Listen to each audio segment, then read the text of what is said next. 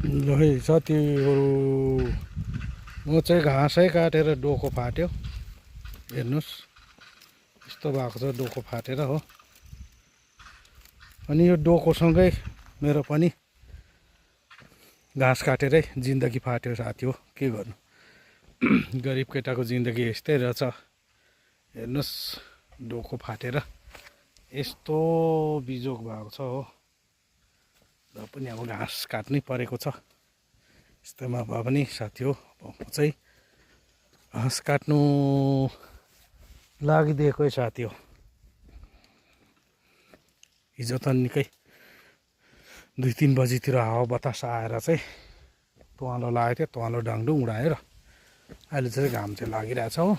त्यो लु है साथी हो, यस्तै छ हाम्रोतिर चाहिँ।